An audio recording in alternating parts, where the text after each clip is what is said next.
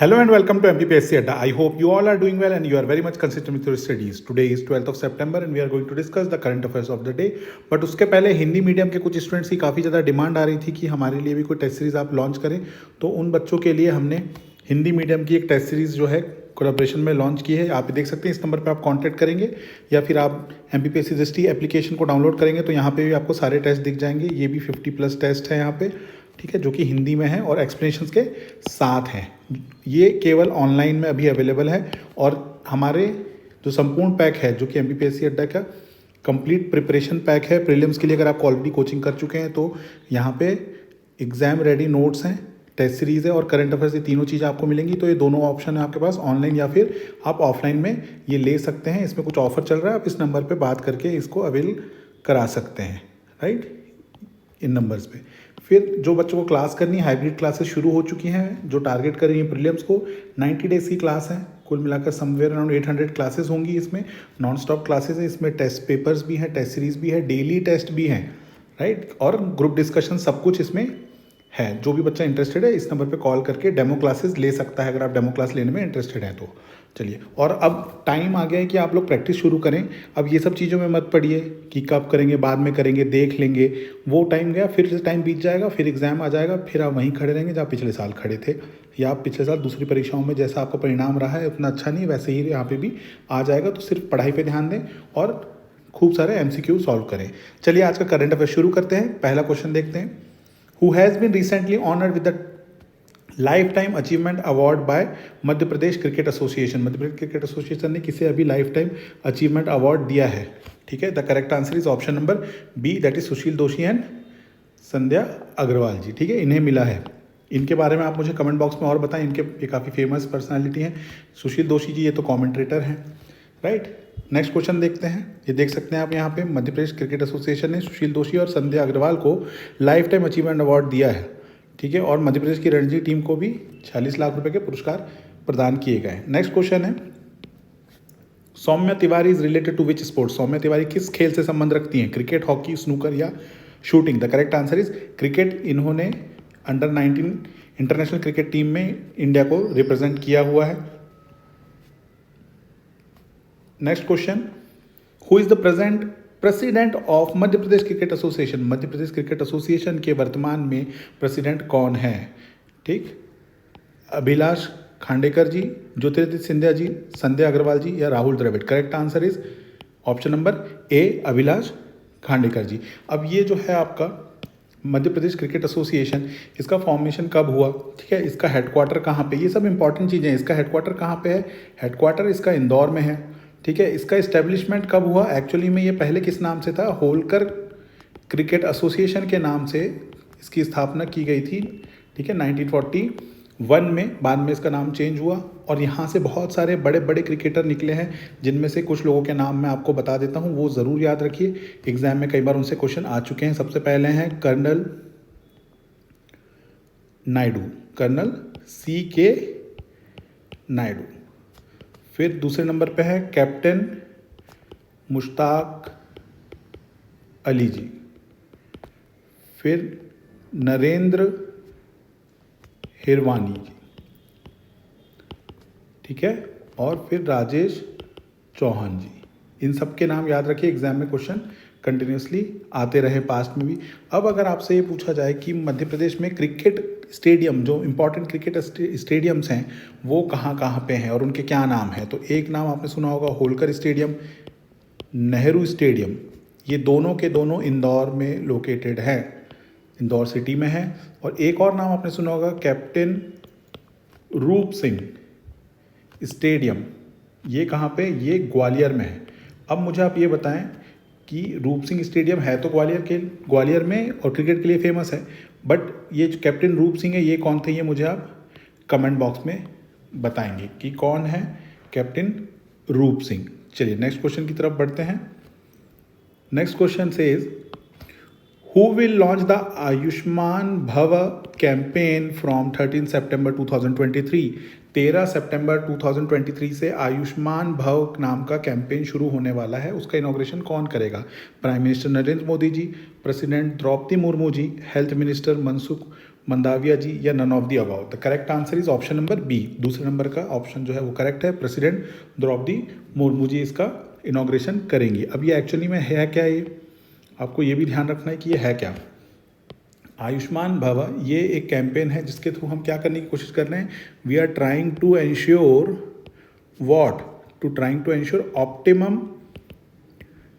Optimum delivery of health scheme. जो health schemes इतनी सारी गवर्नमेंट चला रही है उसकी ऑप्टिमम डिलीवरी करना है, ठीक है, सब लोगों तक पहुँचे। इसके लिए हमने टारगेट भी किया कि आयुष्मान कार्ड जो है 7 करोड़ लोगों तक हमको पहुँचाना है 2024 तक, ये भी टारगेट हमने लिया है इसमें, राइट। और एक और चीज़ मैं आपको बताता हूँ, न्यूज़पेपर में आज थी सेवा पखवाड़ा, ठीक है। सेवा पखवाड़ा कब से शुरू हो रहा है, 17 सितंबर को माननीय मोदी जी के जन्मदिवस से लेकर 2 अक्टूबर तक ये चलेगा। 2 अक्टूबर को किन किन पर्सनैलिटीज़ का बर्थडे आता है ये, और उनके द्वारा लिखी गई बुक्स और कौन सी न्यूज़पेपर के वो एडिटर थे, ये मुझे कमेंट बॉक्स में बताएंगे। ये हिस्ट्री का क्वेश्चन है, राइट। अब जब ये पढ़ ही रहे तो एक चीज़ मैं और आपको बता देता हूँ कि वर्ल्ड हेल्थ डे कब आता है। वर्ल्ड हेल्थ डे आता है 7 अप्रैल को। क्यों मनाया जाता है 7 अप्रैल को, क्योंकि 7 अप्रैल 1948 WHO वॉज इस्टेब्लिश्ड, ठीक। तो आपको ये भी याद कर लेना है। चलिए नेक्स्ट क्वेश्चन की तरफ बढ़ते हैं। ये आप देख सकते हैं यहाँ पे, है ना, 7 करोड़ परिवारों तक पहुँचने का लक्ष्य बनाया गया। Next question is chief minister Shri Shivraj Singh Chouhan will increase the Samman Nidhi to the martyrs of forest department from ₹10 lakh to how much. प्रधानमंत्री जी ने अभी घोषणा की है कि फॉरेस्ट डिपार्टमेंट के जो भी शहीद हैं उनको जो सम्मान निधि दी जाती थी अभी तक 10 लाख, उसको बढ़ा के कितना कर दिया गया है।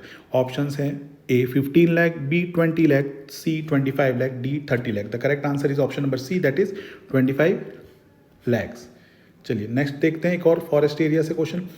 Teak wood comes under one district one product of which district.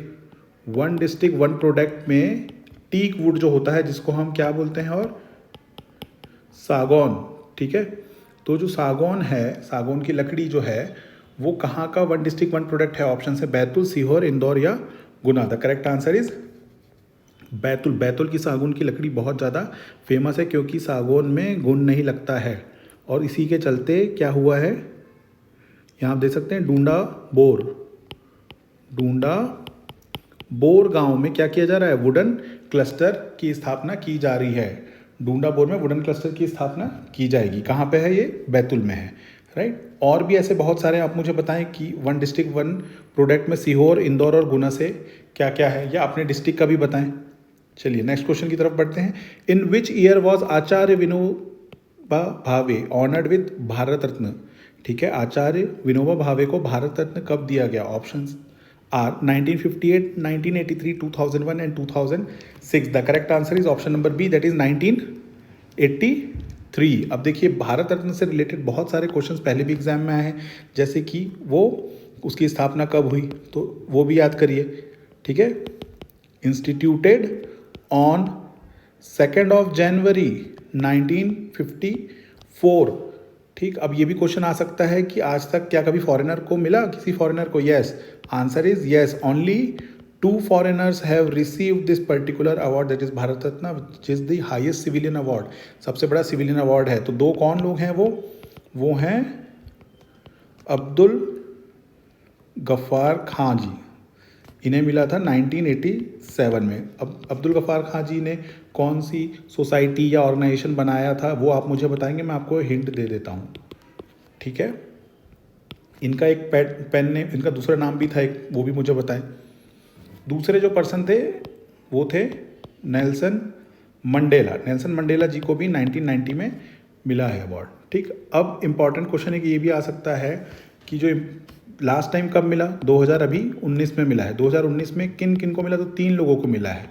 एक है नानाजी देशमुख, दूसरे हैं भूपेन हजारिका जी, ठीक, और प्रणब मुखर्जी जी। ठीक है, इन लोगों को मिला है। अब मध्य प्रदेश के किन किन पर्सनैलिटी को मिलेगा ये भी आपको ध्यान रखना है। मैं आपको 2 बता देता हूँ, और कोई और है तो आप मुझे ढूंढ के बताएंगे। अटल जी को मिला था 2015 में, और लता मंगेशकर जी को मिला 2001 में। तो ये भी आपको याद कर लेना है, राइट। ठीक, और ये सबसे बड़ा हमारे यहाँ का सर्वोच्च नागरिक पुरस्कार है ये, राइट। अब नेक्स्ट क्वेश्चन की तरफ बढ़ते हैं। Who has recently one the US open title, US open, ठीक है, टेनिस से रिलेटेड है, ये किसने जीता है? द करेक्ट आंसर इज जोकोविच, ठीक है, जोकोविच ने ये अभी यूएस ओपन जीता है, यहाँ आप देख सकते हैं। अब मुझे आप बताएंगे कि जो अलग अलग होते हैं, यूएस ओपन होता है, विंबलडन होता है, ऑस्ट्रेलियन ओपन होता है और फ्रेंच होता है, इनमें से कौन सा जो है जो रेड क्ले में खेला जाता है, ये मुझे आप कमेंट बॉक्स में बताएं। इनका सीक्वेंस अगर आप बता सकते हैं तो ये भी मुझे बताएं, ये भी मुझे बताएं कि कौन सा किस जगह पे होता है, राइट। नेक्स्ट क्वेश्चन देखते हैं। What is the other name of Kalidas ji, the great poet of Sanskrit? हमारे संस्कृत के महान कवि श्री कालिदास जी के और क्या क्या नाम है इनमें से?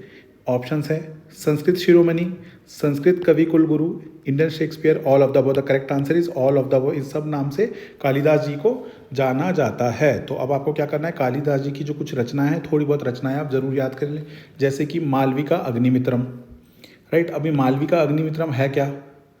ये क्या है? कालिदास जी का पहला कंपोजिशन है, ये एक प्ले है, ठीक है, जिसमें उन्होंने सुंग डायनेस्टी के जो रूलर थे अग्निमित्र और मालविका, इनकी लव स्टोरी डिस्क्राइब करी है। अभिज्ञान शाकुंतलम, ठीक है, ये उनका सेकंड क्रिएशन था और इसमें किंग दुष्यंत, ठीक है, और शकुंतला, ठीक, इनके बारे में डिस्क्राइब किया हुआ है, इनकी स्टोरी बताई हुई है, ठीक है। Vikram Urvashi, this is a play, ये भी एक प्ले है जिसमें क्या है, इन्होंने उर्वशी जो थी उनकी और पुरुरावा किंग की लव स्टोरी डिस्क्राइब करी है। रघुवंशम नाम से समझ में आ रहा है, इसमें उन्होंने जितने भी रघुवंशी किंग थे उनकी अलग अलग स्टोरीज बताई हैं। कुमार संभव, ये इनका पहला एपिक था कालिदास जी का, ये भी याद रखना है कि पहला एपिक कालिदास जी का कुमार संभव था, जिसमें कि स्टोरी है शिव जी की और पार्वती जी की, और उसमें बताया गया कि किस तरीके से कार्तिकेय भगवान जी का जन्म हुआ। तो ये आपको याद रखना है। और एक और दो नाम याद रख लीजिए, ऋतु संहार, जिसमें कि 6 सीजन्स के बारे में डिस्क्राइब किया है। ये मैं क्यों बता रहा हूँ, क्योंकि हो सकता है एग्जाम में क्वेश्चन पूछ ले कि इनमें से कालिदास जी की कौन सी रचनाओं में 6 ऋतुओं का वर्णन किया गया है या 6 सीजन्स डिस्क्राइब किए गए, तो आंसर होगा ऋतु संहार। मेघदूतम एक है उनका, ठीक है, जिन्होंने उनमें ह्यूमनाइज डिस्क्रिप्शन दिया है किसका, ब्यूटी ऑफ नेचर का, ठीक है, स्टोरी ऑफ यक्षा इसमें है मेघदूतम। तो ये सारे नाम आपको याद कर लेने हैं। और अब आपके पास टाइम ज़्यादा बचा नहीं है, तो बिना टाइम वेस्ट किए खूब सारे MCQs की प्रैक्टिस करिए, मेमोराइज करिए चीज़ों को, और ये सोचने में और ये खास तौर पे इस चीज़ में बिल्कुल ही टाइम वेस्ट ना करें। अगर आपकी प्लानिंग और इसका एग्जीक्यूशन ये आपका वीक है, तो अपने आसपास कोई मेंटर से मिल लीजिए या कोई लाइब्रेरी ज्वाइन कर लीजिए, एक रूटीन बना लीजिए, या अपने किसी भैया या दीदी को बोल दीजिए कि वो आपको मॉनिटर करेंगे। जैसे हमारे यहाँ की क्लासेस में होता है, हर किसी को मेंटर प्रोवाइड है, तो वो मेंटर से बात कर लेते हैं, वो उनके ऊपर एक चेक भी रखते हैं कि कौन क्या पढ़ रहा है। आप भी उसी तरीके से किसी को भी बना सकते हैं, आपके भाई हो, बड़े सिस्टर हो, या आपका कोई अच्छा फ्रेंड हो जो समझदार हो। वो ऐसा फ्रेंड नहीं जो आपको घड़ी घड़ी इधर उधर घुमाने फिराने ले जाए और इधर उधर जाने बोले। जो सिर्फ पढ़ाई से रिलेटेड हो, उनसे किसी से रिलेट करके आप पूछें कि वो डेली टारगेट आप उनको बता दें, और उनके साथ साथ आप वो डेली टारगेट्स को पूरा भी करते जाएं। तो आपको भी एक सेंस ऑफ सेटिस्फेक्शन रहेगा कि आपने जो टारगेट बनाया था आपने उन्हें पूरा किया। क्योंकि एक बार आप प्लान करने के बाद अगर बीच में आपकी वो प्लानिंग छूटी कहीं पे भी, तो फिर आप बहुत ज़्यादा कंफ्यूज हो जाएंगे और आपको लगेगा कि आप अभी इस बार एग्ज़ाम क्लियर नहीं कर सकते। कट ऑफ इज़ 80 क्वेश्चन, ये बात ध्यान में रखिएगा। 80 क्वेश्चन आपके सही होने चाहिए, जो कि बहुत ऊपर कट ऑफ होती है। कुछ क्वेश्चंस तो MPPSC गलत भी करती है खुद से, कुछ क्वेश्चंस आपको नहीं बनेंगे, कुछ क्वेश्चन आप सिली मिस्टेक से गलत करेंगे। तो वो सबसे बचते बचाते आपको 80 से ऊपर का स्कोर चाहिए ही चाहिए, राइट। ठीक, thank you very much, have a good day.